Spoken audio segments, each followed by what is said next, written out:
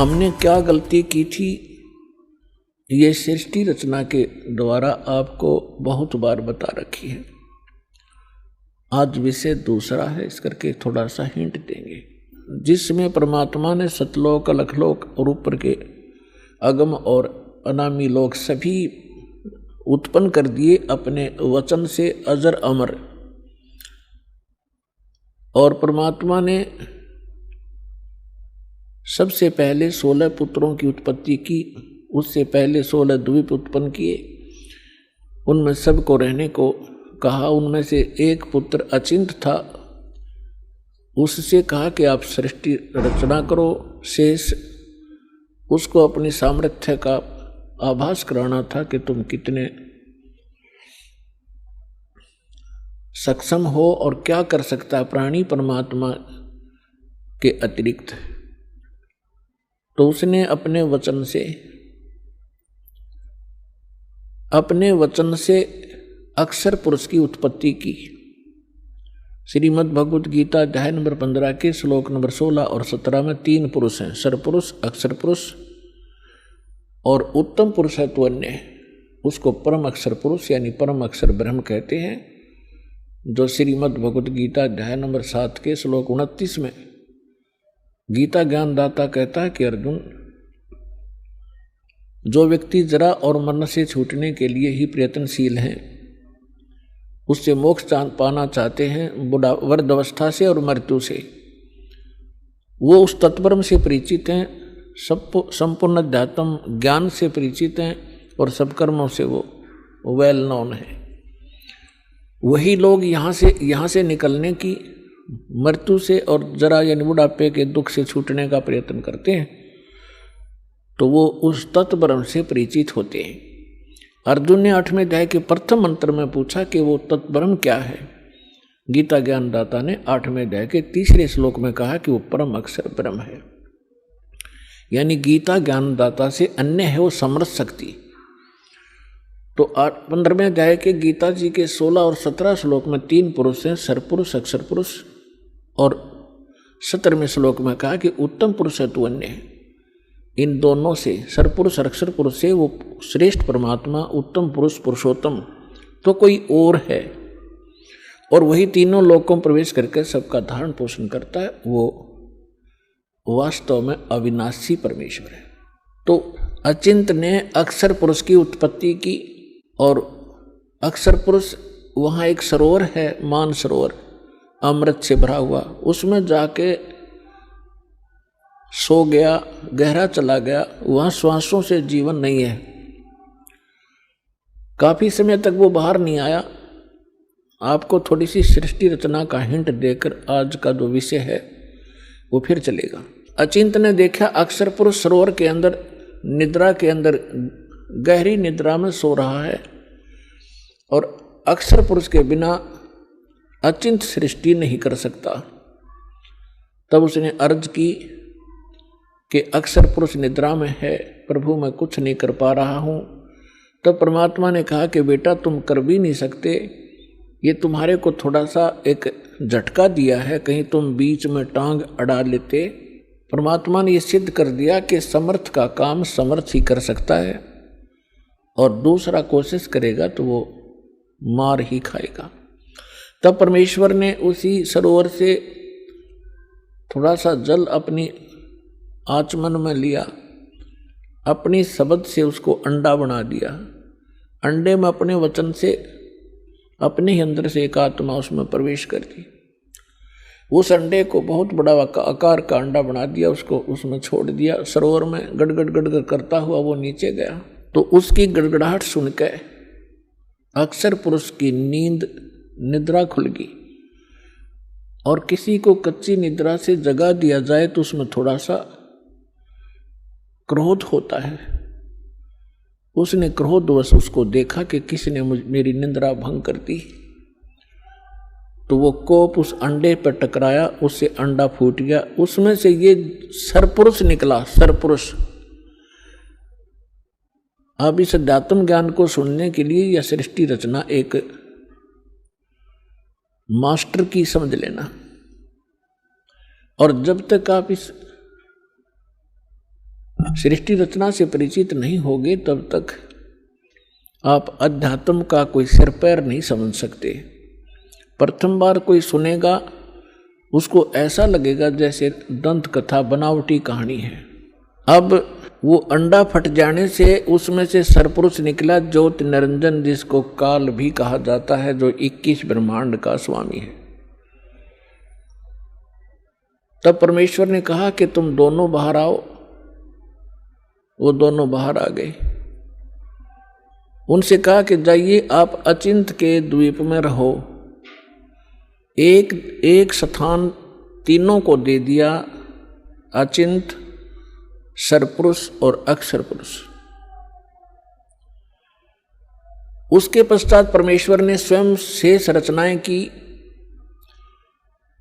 और हम सभी आत्माओं को अपने वचन से उत्पन्न कर दिया। असंख्य जितने भी यहाँ चींटी, मच्छर, मक्खी, सूक्ष्म जीव जो दिखते भी नहीं, दूरबीन से देखे जा सकते हैं, हाथी, देवता, ये सभी प्राणी परमात्मा ने अपनी वचन से उत्पन्न करके, ये सभी आत्माएं ऊपर रहा करती थी।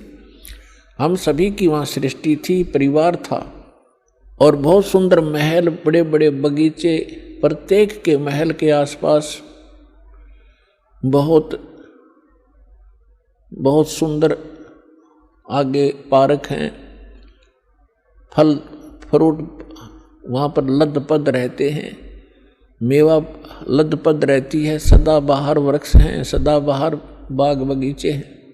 तब परमात्मा ने हम सबको उत्पन्न किया, हम अलग अलग रहने लगे और हमारा वहाँ पर एक परिवार बन गया। जैसे आपका यहाँ परिवार बन गया, ऐसे वहाँ भी आपका ऐसे सुंदर परिवार था। प्यार से रहते थे, कोई तकलीफ नहीं, किसी वस्तु का अभाव नहीं, कोई काम नहीं। तो फिर कुछ समय के उपरांत काफी समय बीत गया था, तो इस ज्योति निरंजन सरपुरुष के मन में एक खुरापात उत्पन्न हुआ। इसने सोचा हम तीन तो एक स्थान पे एक ही प्लाट में रह रहे हैं, द्वीप में, और शेष मेरे भाई अब अलग अलग द्वीपों में रह रहे हैं, तो मैं अलग से द्वीप प्राप्त करूंगा। इसने अलग से स्थान प्राप्ति के लिए तप शुरू किया, एक पैर पे खड़ा होकर। एक पैर पे खड़ा होकर के इसने तप किया, कभी उस पैर को रख ले, कभी उसको, और हम फिर इसके जाल में कैसे फंसे। हम इस ज्योत स्वरूपी निरंजन को देखने लगे और इसके इस ड्रामे को, इस एक्टिंग को, इस तपस्या को हम देखकर प्रभावित हो गए और ये सोचने लगे बड़ा कमाल कर दिया इसने, एक पैर पर खड़ा है, ओहो कितने युग बीत गए, कितना समय बीत गया। तो ये समझ, आज हमारे अंदर भी एक ऐसी प्रेरणा, ये धारणा या कमजोरी आज भी विद्यमान है। जैसे कोई एक्टर, कोई हीरो या हीरोइन, अभिनेता, अभिनेत्री, आप उसको देखते हैं, फिल्म वगैरह देखते हैं उनकी, तो उनसे इतने प्रभावित हो जाते हैं ये जवान नौजवान बच्चे, लड़के या लड़कियां, और वो कभी यहाँ आजा बरवाला में या हिसार में, तो ये नादान बालक है, उसको देखने के लिए वहाँ कई हजारों की संख्या में इकट्ठे हो जाएंगे और वो अपनी रोजी रोटी के लिए चटक मटक करते हैं और ये फजूल में मुफ्त में डले ढोने के लिए उसको देखने जाते हैं, उन पर इतने आसक्त हो जाते हैं और उनको अपना फेवरेट हीरो और हीरोइन बोलते हैं। मैं बताऊं, उनसे लेना एक न देने दो, वो उनको बता टिंडे देंगे, वह अपने लिए नाचें कूदें बकवाद करें, दो पैसे इकट्ठे करने की खातिर, और ये मुंह बाएं देखें जहाँ उसकी खातिर वो खड़ी इतने किलोमीटर पे। तो ये कमजोरी हमारे वहाँ हुई थी। हमें सारी सुविधा वहाँ प्राप्त थी, हमारा समर्थ भगवान हमारे को सब सुविधाएं दे रहा था और उस सुविधाओं को भूलकर परमात्मा के एहसान को भूलकर हम इस नीच को देखने लगे, इस काल को। हम इस पर आसक्त हो गए, जैसे ये बच्चे हो जाते हैं एक्टर्स पर। परमात्मा ने बहुत बार आकाशवाणी की कि बच्चों इसके इस ड्रामे न मत देखो, मस्त रहो तुम। हम ऊपर से सावधान हो गए, जैसे हम बिल्कुल नहीं चाहते, पर अंदर कसक बहुत ज्यादा बन गई। वो तो अंतर्यामी है, हमारी सारी बात जानते थे कि अब ये गए काम तय। जब उसने 70 युग तक तप किया, तब परमेश्वर ने पूछा कि बोल ज्योत निरंजन, आप क्या चाहते हो, क्यों ऐसा ये हठ कर रहे हो। तब उसने कहा पिताजी मेरे लिए ये स्थान बहुत कम है, मुझे कोई अलग स्थान दे दो, मैं अपना अलग स्थान चाहता हूँ। परमात्मा ने कहा ठीक है भाई, तब से राजमदमानम और जन्म तीसरे शुक्र सवानम। तेरे इस तप के कारण मैंने तुझे 21 ब्रह्मांड का राज दे दिया। जैसे एक धनी पिता अपने पुत्र को उसके हिस्से के 21 प्लाट दे दे खाली। अब उन ब्रह्मांडों को पाकर ये कभी उसमें जा रहा है, कभी उसमें कूद रहा है, सारा नाच कूद कर इसने सोची कि इसमें कुछ कंस्ट्रक्शन भी चाहिए। अब वो समर्थ है, सबका सब सारे मटेरियल उस परमात्मा से उपलब्ध हो सकते हैं। इसने फिर तपस्या की, 70 युग फिर तप किया। हम फिर भी इसको बहुत ज्यादा चाह रहे थे, ऊपर से सावधान थे पर अंदर से कसक गजब की थी। तब परमेश्वर ने पूछा भी बोल क्या चाहता है ज्योत निरंजन, अब तुझे और क्या चाहिए। तब इसने कहा कि भगवान परमात्मा हे पिताजी मेरे लिए मुझे कुछ कंस्ट्रक्शन करने का मटेरियल सामग्री दे दो। तब परमात्मा ने इसको 5 तत्व और 3 गुण दे दिए और कहा ले बेटा खेल खिलौनों से। इनको पाकर के इसने फिर सोचा कि अब मैं इसमें कंस्ट्रक्शन भी कर लूंगा और फिर ये यहाँ मुझे अकेले का दिल लगे नहीं, इसके अंदर कुछ प्राणी चाहिए। इसने फिर से हठ योग शुरू किया। जब इसने तीसरी बार 64 युग तप किया तब परमात्मा ने पूछा कि बोल ज्योति निरंजन तू क्या चाहता है। तो जो तूने मांगा मैंने दे दिया, अब क्यों हठ कर रहा है। तब इसने कहा कि प्रभु हे परमेश्वर हे पिताजी मेरा अकेले का दिन नहीं लगता, कुछ आत्मा मुझे दे दो। परमेश्वर ने कहा कि देखो भाई इस और तपस्या के लिए तू कुछ और मांग सकता है, अन्य तेरे को ब्रह्मांड दे दूंगा, लेकिन आत्मा नहीं दे सकता क्योंकि ये मेरे अंश हैं और तू इनको घना दुखी कर देगा और मेरे से देखे नहीं जाएंगे फिर ये। तब इसने कहा था नहीं पिताजी मैं सत्य का राज करूंगा, जो जैसा कर्म करेगा मैं वैसा ही फल दूंगा, मैं कोई अत्याचार अन्याय नहीं करूंगा। परमात्मा बोले भी पर एक बात है, यदि कोई सब इच्छा से तेरे साथ जाना चाहता है तो मैं अलाउड कर सकता हूं, नहीं तो मैं नहीं भेजूंगा अपनी आत्मा को, चाहे तो कुछ भी कहे। तो हम पहले से ही जो यहाँ आकर फंस गए, गधे कुत्ते सूअर मच्छर माखी सांप बिच्छू बनकर धक्के खा रहे हैं, हम पहले से इस पर आसक्त थे। जब ये हमारे पास आया इसने पूछा, इसने कहा कि मैंने पिताजी से ऐसे ऐसे 21 ब्रह्मांड प्राप्त किए हैं, उनमें ऐसे ऐसे बाग बनाऊंगा, उनमें स्वर्ग बनाऊंगा, ऐसे ऐसे झरने बनाऊंगा, हीरे पन्ने जवाहरात के पहाड़ बनाऊंगा, क्या तुम मेरे साथ चलोगे। हम तो पहले ही आसक्त थे। हमने कहा कि यदि पिताजी आज्ञा दे देंगे तो हम चल पड़ेंगे, हम तैयार हैं।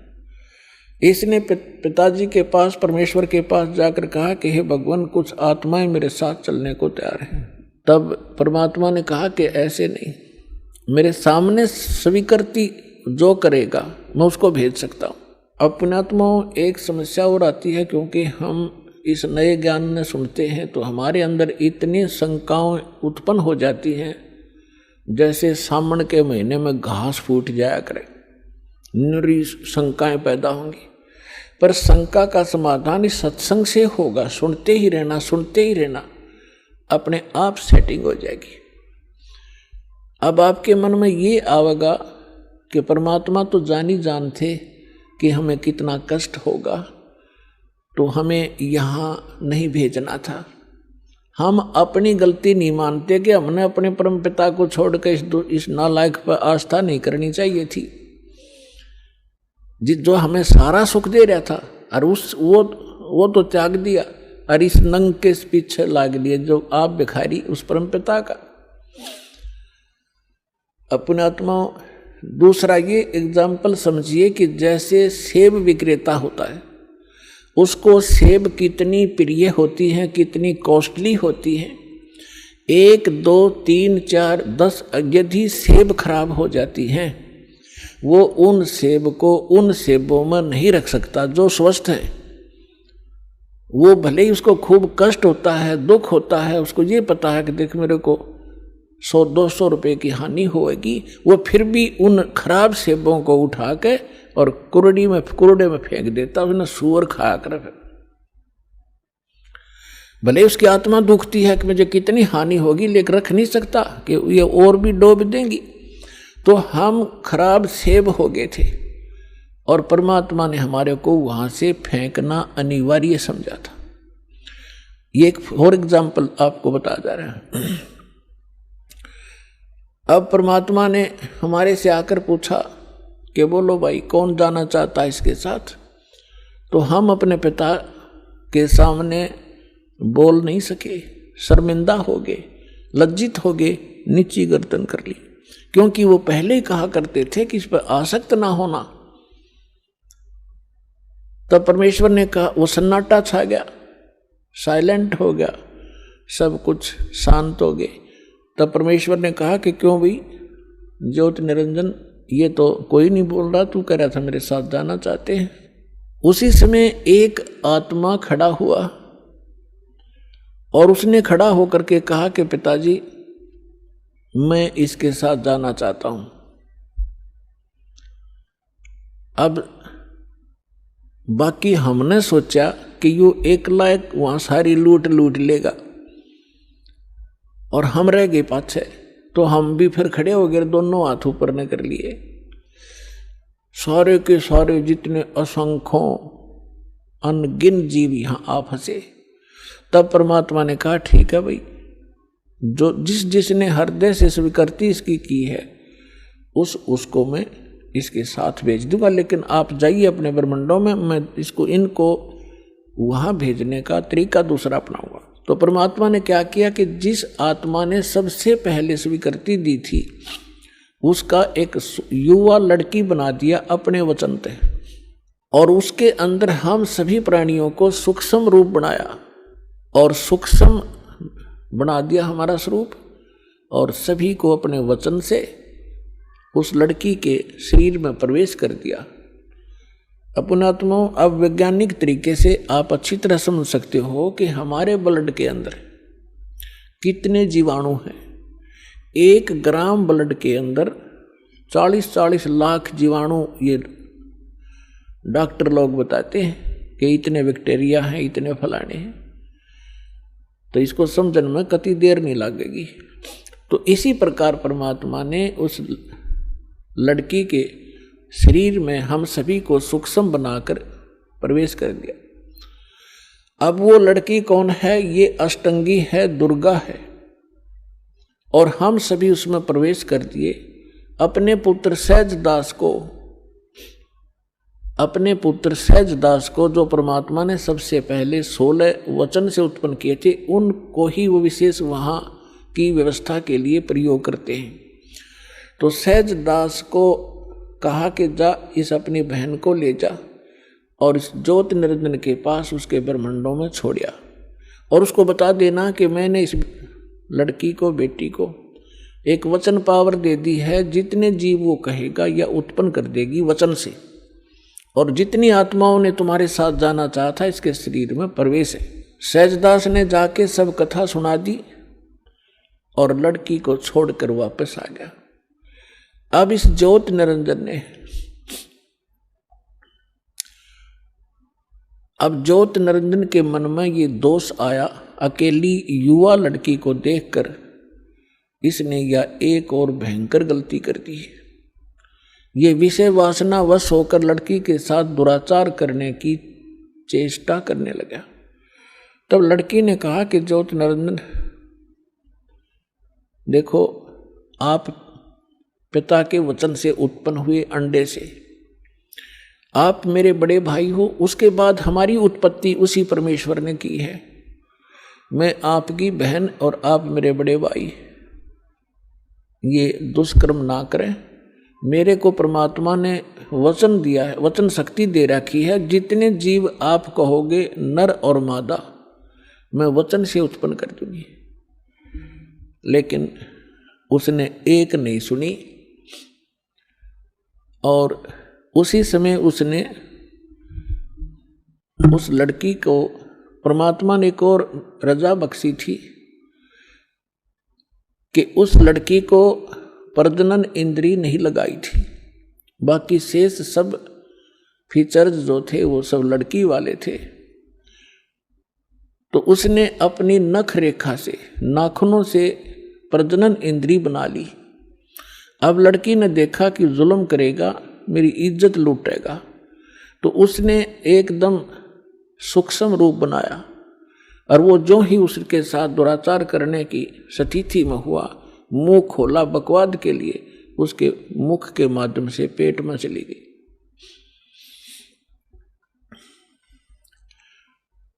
और वहां जाकर के उसने पुकार किया कि हे पिताजी मेरी रक्षा करो, मेरे साथ इसने ऐसा दुर्व्यवहार किया। परमात्मा को पता था कि तुमने यही टिंडे देगा यू, उनको पहले ही मालूम था। हो गया शुरू ड्रामा इसका। तब अपने पुत्र जोगजीत का रूप बना के, जो प्रथम 16 उत्पन्न हुए थे, उन्हीं के रूप में परमात्मा यहाँ आते हैं और उसके लोक में भी जोगजीत रूप बनाकर गए थे। और वहां प्रकट होकर के कहा कि ज्योत निरंजन सुन दे अब वचन परमात्मा का, तूने एक महान दोष कर दिया इस सच्चे लोक में, और ऐसे सच्चे लोक में ऐसे जुल्म करने वाले को ये दंड लगता है, ये दोष लगता है, अपराध लगता है, उसको एक रोग लगता है। आज से तेरा नाम काल होगा। लड़की को तूने बदतमीजी से दुखी किया और तेरे पेट में ये चलेगी, तूने इसको निगल लिया और 1 लाख मानव शरीरधारी प्राणी तू डेली खाया करेगा और 1.25 लाख उत्पन्न किया करेगा। उसके पेट को चाक किया परमात्मा ने अपने नाखून से, लड़की को बाहर निकाल दिया और कहा कि आज से तुम यहां नहीं रहोगे, इन 21 ब्रह्मांड को लेकर तुम दोनों यहां से चले जाओ मेरी आंखों के सामने से। अब ज्योत निरंजन ने बहुत फिर बाद में अपनी गलती का आभास भी हुआ और कहा भाई मुझे माफ कर दे, पिता से मुझे क्षमा करवा दे। वो अपना भाई समझ रहे थे, जोगजीत समझ रहे थे वो स्वयं परमात्मा। तब परमेश्वर ने कहा कि बस और फालतू बात मत करे और यहां से अति शीघ्र निकल जा। इतना ही कहा था, उसके 21 ब्रह्मांड विमान की तरह खिसक चले पड़े बहुत ही गति से, और सतलोक से 16 शंख कोश की दूरी पर आकर परमात्मा के विधान अनुसार ये यहां चक्कर लगाने लगे। 16 शंख कोश की दूरी पर सतलोक से ये हम यहां बैठे हैं। नील पद्म शंख, जैसे हम गिनते हैं ना 1000, 10,000, लाख, करोड़, 10 करोड़, अरब, 10 अरब, खरब, 10 खरब नील, 10 नील पद्म, 10 पद्म फिर शंख। तो ऐसे 16 शंख कोश, एक कोश के अंदर लगभग 1.5 मील होता है और 1 मील में लगभग 1.5 किलोमीटर होता है, यानी लगभग 3-3.25 किलोमीटर एक कोश में होते हैं। तो 48 संख किलोमीटर की दूरी पर हम सतलोक से यहाँ आ गए। ये काल और ये दुर्गा